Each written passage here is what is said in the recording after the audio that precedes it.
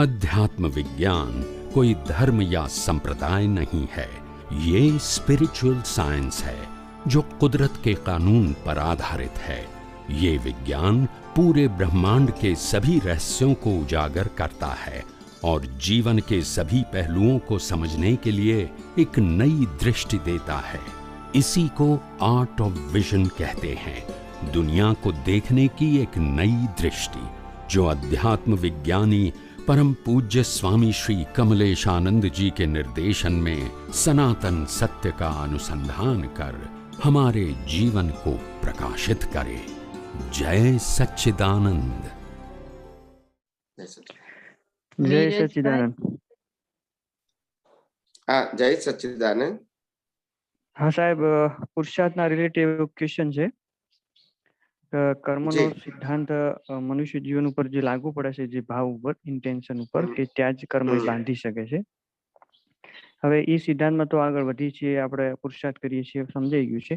પણ લાખ જીવે એવો અમુક વાર આત્મા જે અકસ્માત રીતે કોઈ મૃત્યુ પામે છે વ્યક્તિ, તો પછી એને સામે ઇફેક્ટ બોડી ન મળવાના કારણે અમુક સમય સુધી ત્યાં ભટકે છે, કે મતલબ પછી એટલે એમાં કર્મનો સિદ્ધાંત એ જાણવો હતો કે મનુષ્યના શરીરના અંદર જ કર્મ બાંધે છે। તો પહેલા એ સમજાવો કે એ ઇલેક્ટ્રિક બોડી સાથે જે વ્યક્તિ જે ફરે છે એ કર્મ બાંધી શકે કે ના બાંધી શકે, અને બીજું એ કે એ કોઈ વ્યક્તિના શરીરમાં ઘૂસે અને તમે અગાઉ ઘણી વાર કીધેલું કે એ વધારે જમવાનું જમી લે, 50 લાડવા ખાઈ લે, 100-200 પૂરી ખાઈ લે, તો જ્યારે શરીરમાં કોઈ વ્યક્તિને ઘૂસે છે ત્યારે કર્મ બંધ પડે છે કે નથી પડતો, કે માત્ર ઇફેક્ટ જ રહે છે એની?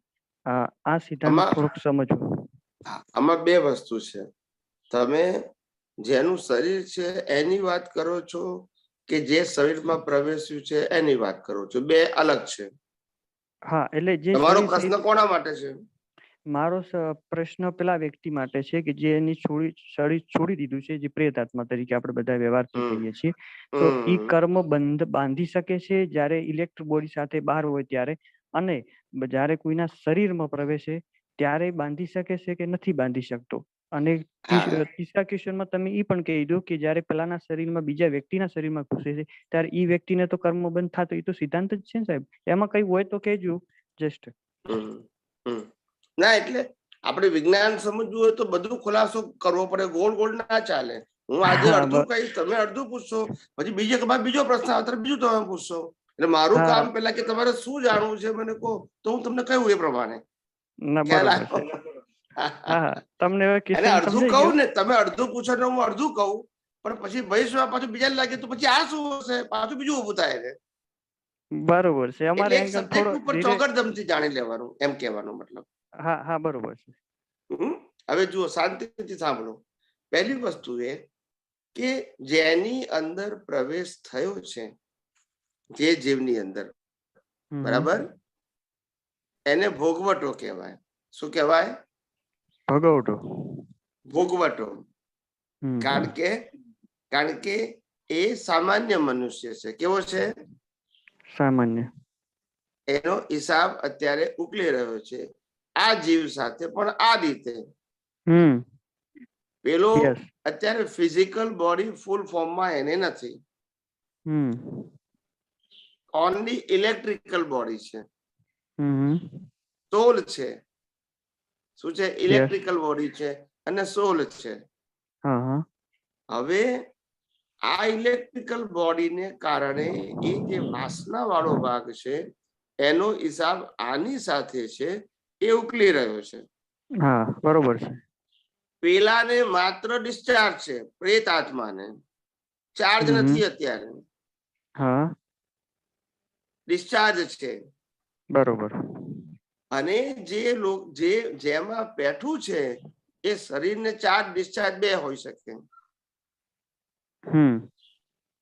કારણ કહું કે ભલે એ શરીર ઉપર અમલ પેરા પ્રેત આત્માનો છે, બરાબર છે, પણ પ્રેત આત્મા અસર શરીરને કરે, ડિસ્ચાર્જ ભાગને કરે, ચાર્જ ભાગને ના કરી શકે। હા, એ સિદ્ધાંત છે। અને પુરુષાર્થ કરનારો ચાર્જ વાળો ભાગ છે। એટલે એ પુરુષાર્થ જે કરવો હોય તે કરી શકે. યસ. પ્રકૃતિ સ્વતંત્ર રીતે કશું વર્તી શકે નહીં, કારણ કે અત્યારે પેલાનો અમલ છે. બરોબર. પણ એનો હિસાબ છે, જેને આપણે કુદરતી રચના કહીએ છીએ. કુદરતી રચના. Yes yes. બીજી રીતે જોઈએ તો શરીર ઊંઘી ગયું હોય તો પણ હલન ચલન કર્યા વગર લાઈવ પ્રતિષ્ઠિત આત્મા ઊંઘતો નથી, માટે એ વખતે પણ કર્મ બાંધી શકે.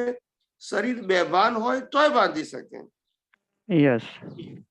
એવી રીતે આનો અમર હોય તોય બાંધી શકે, કારણ કે પ્રતિષ્ઠિત આત્માને આની હાથે લેવા દેવા નથી. એ ચાર્જ વાળો ભાગ છે, અને આ ડિસ્ચાર્જ વાળા ભાગની અસર છે બધી.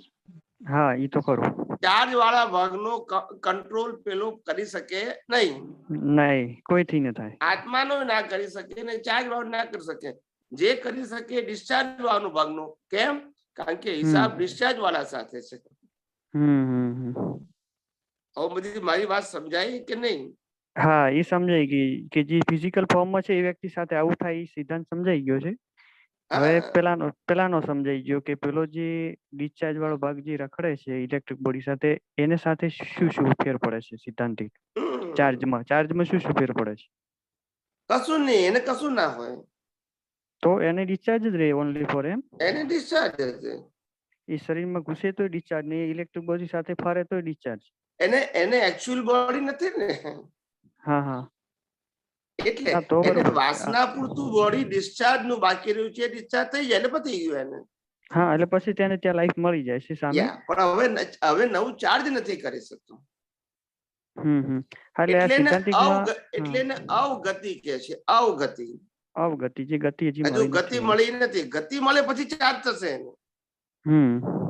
ચાર્જ ડિસ્ચાર્જ બે થશે ફ્રેશ, પછી બોડી એ મળશે એને. સમજાય મારી વાત? હા હા, હવે સિદ્ધાંત સાહેબ સમજાઈ ગયું. એમાં અડધું દેખાતું હતું, કીધું ઇલેક્ટ્રિક બોડીમાં સાથે સિદ્ધાંત શું લાગુ પડે છે એ સમજાતું નતું. કારણ કે મનુષ્ય જીવન સાથે સિદ્ધાંત તમે જે કીધું એમ ઉપયોગથી હવે અમે સિદ્ધ કરી રહ્યા છીએ કે એમાં તો ચાર્જમાં કોઈનું ચાલતું નથી. કોઈનું એટલે કોઈનું ના ચાલે.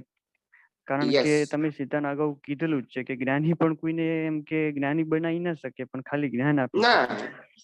તો પ્રેતાત્માની તો શું તાકાત કહેવાય કે કોઈની અસર લાઈવિકોના અંદર પાડી શકે? કશું લાઈવ પર ના પડી શકે.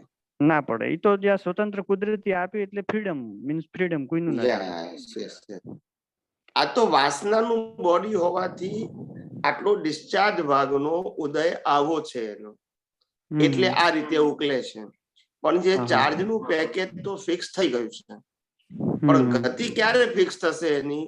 જ્યારે આ વાસનાનો જે ટાઈમ પીરિયડ ખલાસ થશે પછી એની ગતિ ફિક્સ થશે.